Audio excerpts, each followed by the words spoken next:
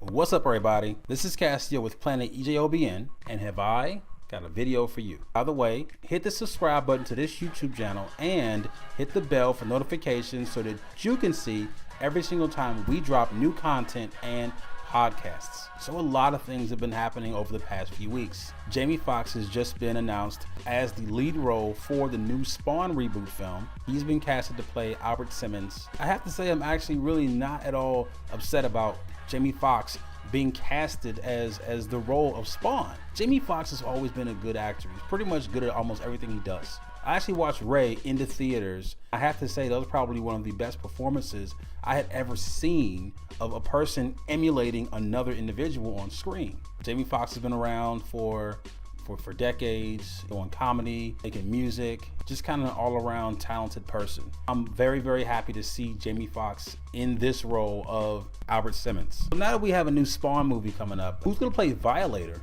I was actually kind of on the fence when I first heard the casting for Violator for the 1997 film. John Leguizamo really kind of surprised me with his performance as the Violator in the previous Spawn movie. John Leguizamo proved that this is one of his best performances that he's ever done. So with this new film coming up, I'm actually very excited to see who is going to be chosen to play the roles. The Violator, Wanda Blake. I'm actually very excited to see this comic and this story revisited in the silver screen. So let's talk about Thundercats. Thundercats was my favorite cartoon as a child growing up. Number one, hands down, Thundercats was the best. And they also had the best intro of any other cartoon that was ever on around that time. Pretty sure everyone has heard about the reboot of Thundercats Roar. So now Thundercats is getting the Teen Titans Go treatment. There's so many people saying how these new cartoons are ruining our childhood. On the other side, there's people saying, well, this cartoon isn't really made for you. I'm gonna go ahead and chime in on that. I guess the fact that kids are not gonna be able to see Thundercats the same way I see them. You take these characters and you simply put them in these silly situations and the entire show is a joke. It's literally one humongous joke when that isn't really what Thundercats is about. Thundercats is sort of a serious toned cartoon. It's kind of the same thing as Teen Titans. I've seen literally every single episode of Teen Titans. Teen Titans was a great cartoon, probably one of my favorite cartoons next to the Spider-Man Fox Kids 90s cartoon. These cartoons, they hold a special place in all of our hearts. You take these characters and you simply turn them into complete jokes. Now that means that the opportunity that we had to bring this cartoon back to this generation and have them see it as great as we saw it and as epic as we saw it, that opportunity is now squandered. The opportunity is now wasted on making this cartoon a complete joke.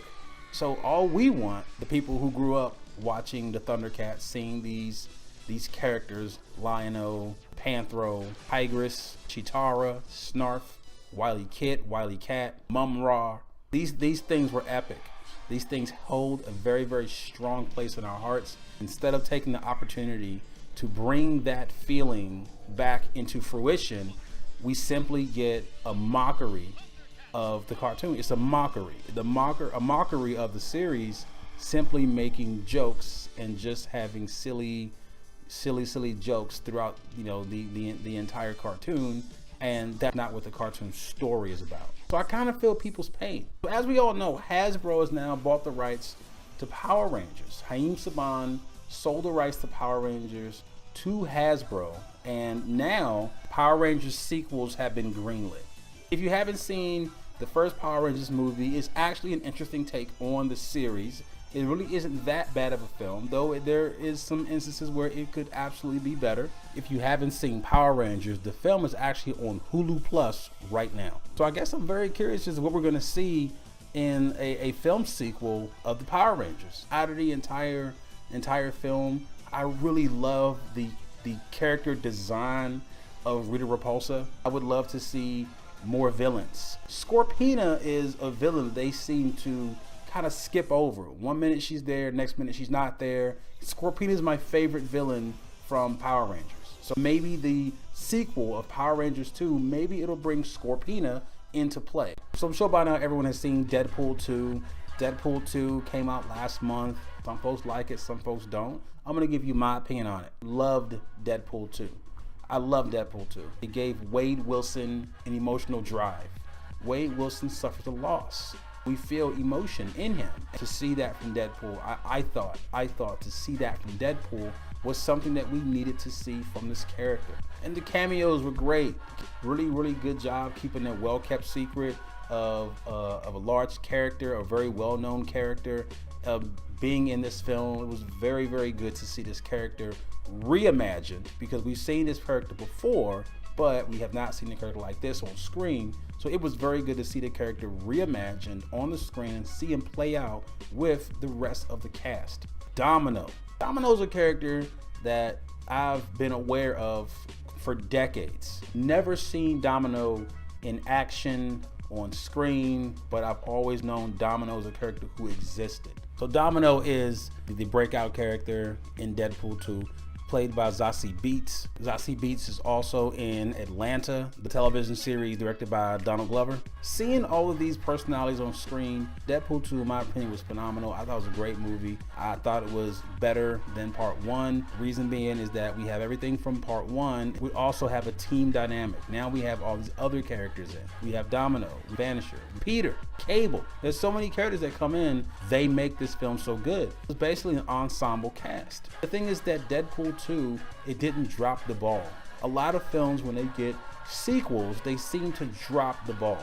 The same thing happened in Kick-Ass. The first Kick-Ass movie was great, and then Kick-Ass 2 simply upped the ante. If you haven't seen Deadpool yet, by all means, my suggestion is to go see it. So also just recently, Batman Ninja was released. I heard a lot of bad things about Batman Ninja, but me being me, I had to basically see it for myself. This film is brilliant. It's almost an absolute masterpiece. But there was a portion in the film, probably lasted about 15 minutes or so, where I really was kind of just sitting there and I was like, what the hell am I watching? But I think that once the film gets past that portion, the film is really not bad at all. Despite the bad reviews on it, I would suggest to still watch it and then decide for yourself. I had a lot of fun watching Batman Ninja. I was very surprised on the style in which they chose to tell this story. And speaking of Batman, so Matt Reeves is still moving forward with the Batman film. For those who don't know, Matt Reeves is the director of War for the Planet of the Apes. War for the Planet of the Apes was absolutely one of the best films of 2017. If you have not seen War for the Planet of the Apes, absolutely take out time to watch that film and see Matt Reeves' work. I'm actually very excited about the Batman being directed by Matt Reeves. So it seems like Matt Reeves' favorite Batman villain is the Penguin. The Penguin is probably one of the villains that I'm not too crazy about. I love the Joker, Deathstroke, the Riddler, Two-Face, Bane, Scarecrow, Killer Croc. Batman has an entire rogue gallery of villains. Something we haven't really seen a whole lot of from Batman is his detective side.